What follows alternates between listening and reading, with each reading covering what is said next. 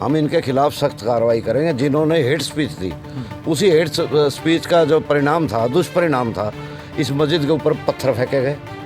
भगवान का घर है ये, इस पे पत्थर फेंके गए, इस पे बोतल फेंकी। बातचीत की आपके पास? बातचीत ये है कि हम तुम्हारे साथ हैं, तो घबराने की कोई बात नहीं है। ठीक है, तो हमें घबराना कहाँ, जब ये हमारे साथ है तो हम इन्हीं में तो रहना है। तो अगली कार्रवाई क्या रहेगी अभी आप लोगों की तरफ से? कार्रवाई तो ये जो कहेंगे वही करेंगे, हम इन्हीं के हिसाब से करोगे? इनके पीछे भी।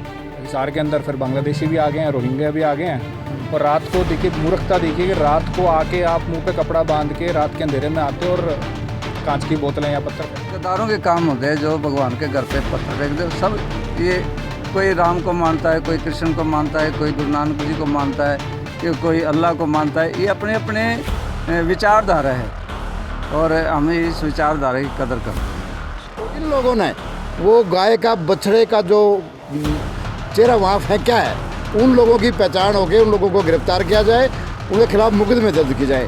तीसरी बात यह है, यहाँ परसों रात को यहाँ मस्जिद के अंदर पत्थर और खाली बोतलें फेंके गई हैं। यहाँ लोगों को और समाज के जो लोग हैं, अभी नाम लिया गया, जो पेशेवर हैं इन मामलों में, एक्सपर्ट भी बहुत है यहाँ पे, है ना। हर खेल का एक्सपर्ट होता है। तो हिंदू मुस्लिम या जातीय दंगा जो भड़काने वाले हैं, ये बड़े एक्सपर्ट लोग हैं। और इनको आई थिंक चुनाव से पहले इशारा दे दिया जाता है, जेब भर दी जाती है इनके जेब पैसा भर दिया। पहले भी यहाँ ऐसा हुआ है।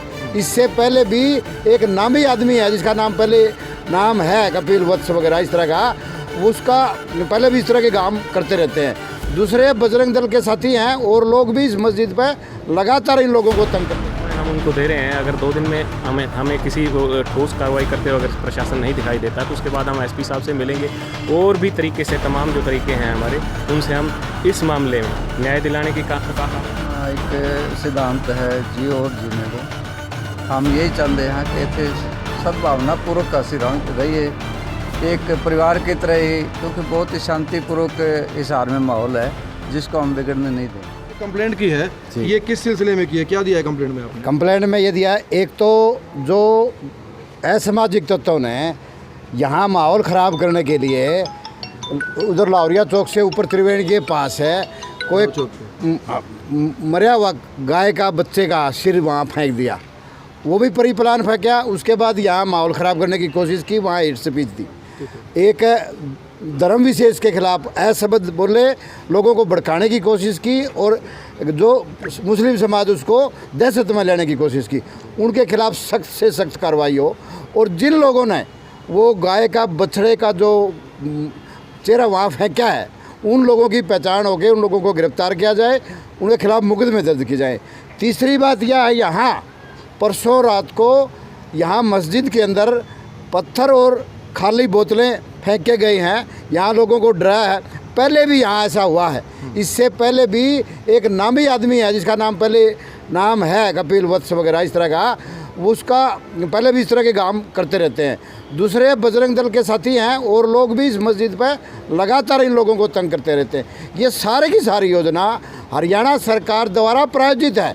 चुनाव को देखते हुए अब चुनाव है, चुनाव में किसान का मुद्दा है, महंगाई का मुद्दा है, अग्निवीर का मुद्दा है, खेल का मुद्दा है, खिलाड़ियों का मुद्दा है। उस सारे मुद्दे को डाइवर्ट करने के लिए ये आरएसएस और संघ के लोग इस तरह के करते रहते हैं। और उनके लिए लगाम लगाने के लिए हम लोग तो तैयार हैं ही, जनता ने भी उसके लिए काम करना पड़ेगा।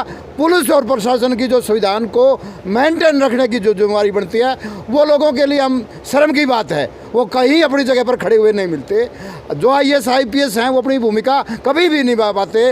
वो आरएसएस का झंडा जहाँ लगाना होगा वो झंडा लगाने के लिए जाते हैं, वहाँ रामलीला मंडली करने के लिए जाते हैं, संविधान को बचाने के लिए जाते हैं। बातें तो ठीक है। राजीव जी, एक बात बताओ, पुलिस ने आपको क्या आश्वासन दिया है? पुलिस में जो कंप्लेंट किया आपने? पुलिस ने तो ये आश्वासन दिया है भाई साइबर में हम इसकी चेकिंग करवाएंगे, और साइबर जब हमारे को रिपोर्ट बना के देगा 1-2 दिन में, हम इनके खिलाफ सख्त कार्रवाई करेंगे। जिन्होंने हेट स्पीच दी, उसी हेट स्पीच का जो परिणाम था, दुष्परिणाम था, इस मस्जिद के ऊपर पत्थर फेंके गए।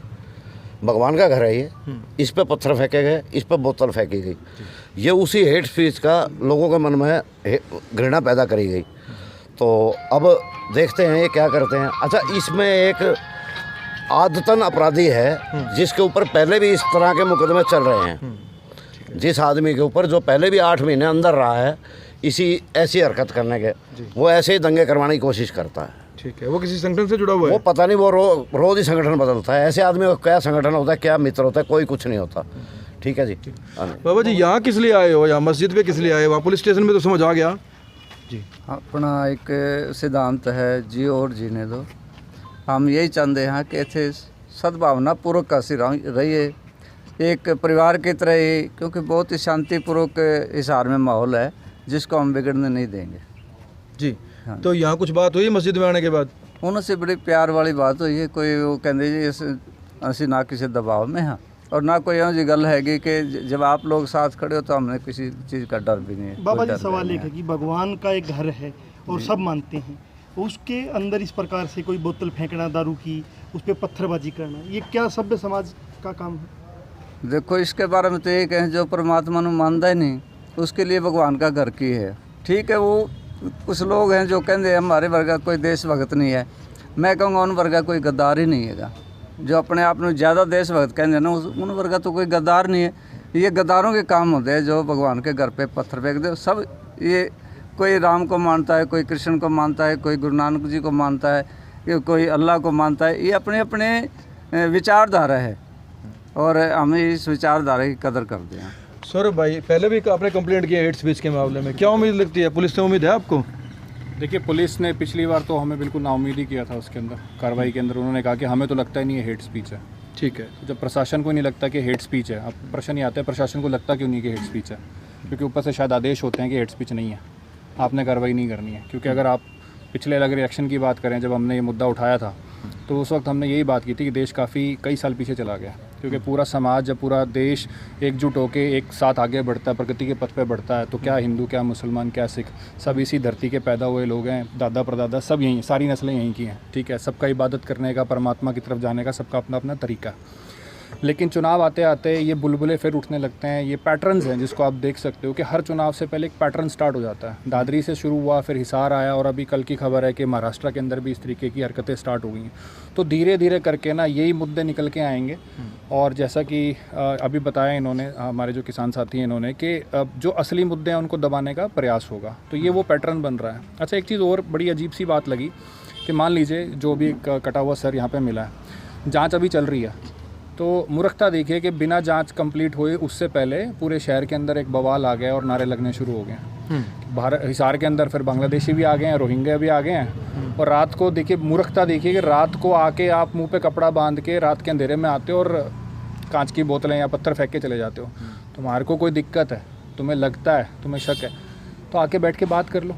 हम भी तो यहाँ पर बात करने आए हैं कि सर हमारी ये भावनाएं थी, ऐसे आहत हुई हैं और आपका क्या वक्तव्य है। तो एकदम आके नफरती बयान देना और पहले से दिमाग बना लेना कि यही चीज़ है, तो सारा पैटर्न लगता है। और मुझे तो ये लगता है कि जिन्होंने अभी ये सारी कहीं ना जब अगर प्रशासन ढंग से जांच करेगा ना, तो तार सबके मिले हुए हैं। ऐसा हो नहीं सकता कि ऑटोमेटिकली सारी चीज़ें चुनाव से पहले खड़ी हो जाएं, बिल्डअप हो जाएं, फिर उसके बाद वही पैटर्न स्टार्ट हो जाए कि नारे लगने शुरू हो जाएं। उसके अंदर समाज के जो लोग हैं, जो भी नाम लिया गया, जो पेशेवर हैं इन मामलों में, एक्सपर्ट भी बहुत है यहाँ पे, है ना, हर खेल का एक्सपर्ट होता है। तो हिंदू मुस्लिम या जातीय दंगा जो भड़काने वाले हैं, ये बड़े एक्सपर्ट लोग हैं। और इनको आई थिंक चुनाव से पहले इशारा दे दिया जाता है, जेब भर दी जाती है इनके जेब पैसा भर दिया जाता है और इनको संसाधन प्रोवाइड कर दिए जाते हैं। और कहीं ना कहीं हमें ये लगता है कि पिछली बार जो हमने इतनी मेहनत की थी, प्रशासन भी कहीं ना कहीं झुका हुआ दिखता है। अब उन्होंने भी अपनी नौकरियां करनी है। देखो, ये तो बिल्कुल साफ बात है जो बताया। जगदीश जी, आप आओ, आप टोहाना वाला केस में भी थे, हेट स्पीच वाले मामले में। हिसार बिल्कुल शांत शहर है, हिसार में ऐसी घटनाएं नहीं होती थी। तो जिस तरह से पीछे पुलिस ने ढंग से कार्रवाई नहीं की है, तो आपको लगता है कि उसी का परिणाम है जो इस तरह की घटनाएं बढ़ी हैं? बात यह है कि ये देश परिणाम की तरफ तो जाता ही नहीं, भी इसका परिणाम क्या होगा। ये तो सिर्फ योजनाएं बनाता है, चालें चलता है। इस चालों में आम आदमी पीछे आता है। टोहाना की घटना के अंदर एक वीडियो है, बाई नेम है, कि हमें उस आदमी का पता नहीं चला। वीडियो में आदमी है, वो अंतरिक्ष में तो गया नहीं, जो वो एक भारतीय जा रही है, भाई वहीं पर ही रह जाएगा, है तो यहीं पर है। परंतु क्या मजबूरियाँ होती है, कोई लोया नहीं बनना चाहता। आपने सुना होगा जज लोया और इसने के मामले में, अमित शाह के मामले के अंदर, तो कोई जज लोया नहीं। अरे रही बात एक है, आप पुलिस की कार्यप्रणाली को लो, अगर ऐसे होता तो मैं अपने बच्चों को बर्बाद कैसे होने देता। इतना शेर, या तो मेरे पास आध्यात्मिक शक्ति हो, जो गलत करेगा मैं कहूँगा ओम स्वाहा तो वो बर्बाद हो जाए। ऐसा तो होता नहीं है, क्योंकि बच्चे पालने हैं, 50, 60, 70 हज़ार की नौकरी है। कोई भी अपनी नौकरी बर्बाद नहीं करना चाहेगा।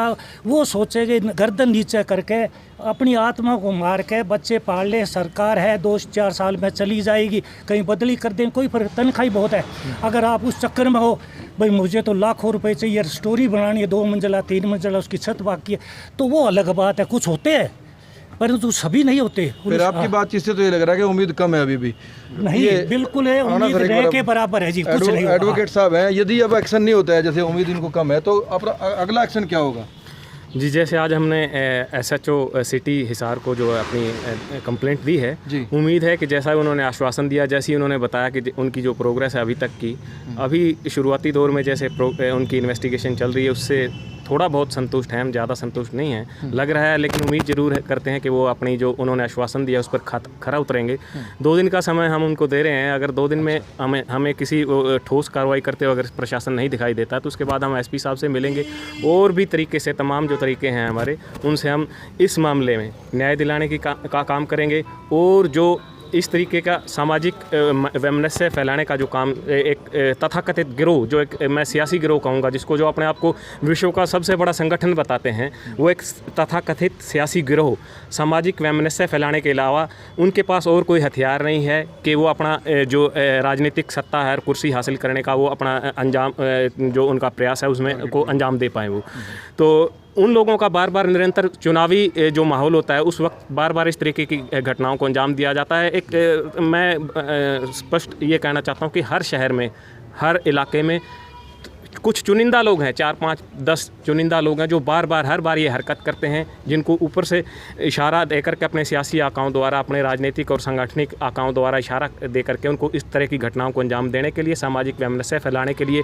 उनको उकसाया जाता है, ताकि जो पिछले 15 सालों में उन्होंने बड़े बड़े वादे किए हैं, जो विकास का एजेंडा उन लोगों को सब जगह दिखा करके उन्होंने अपनी सत्ता हासिल की है, अब सत्ता जब उनको अपनी सत्ता अपने हाथों से छिनती दिखाई दे रही है, तो इस तरीके की घटनाओं को अंजाम देकर निवेदन है कि इस तरह के तत्वों को पहचानें, उनके एजेंडे को समझने की कोशिश करें और जिस तरीके से वो अपना सियासी जीत हासिल करना चाहते हैं, इस तरीके की घटनाओं को अंजाम दे करके उसको समझें और उसको पर उनको जवाब देते हुए उन सियासी ताकतों को चोट पहुंचाने का काम करें, उनको बाहर का रास्ता दिखाएं और अपना जो शहर का और देश का जो सामाजिक भाईचारा है उसको बरकरार रखने में अपना सहयोग दें। ठीक है, तो ये हमारे साथ ये मिले हैं तो हमारे साथ हैं, तो हम भी इनके साथ हैं। इन लोगों ने क्या बातचीत की आपके पास? बातचीत ये कि हम तुम्हारे साथ हैं, तो घबराने की कोई बात नहीं है। ठीक है, तो हमें घबराना कहाँ, जब ये हमारे साथ है तो हम इन्हीं में रहना है। तो अगली कार्रवाई क्या रहेगी अभी आप लोगों की तरफ से? अगली कार्रवाई तो ये जो कहेंगे वही करेंगे, हम इन्हीं के हिसाब से करोगे? इनके पीछे पीछे। ठीक, धन्यवाद।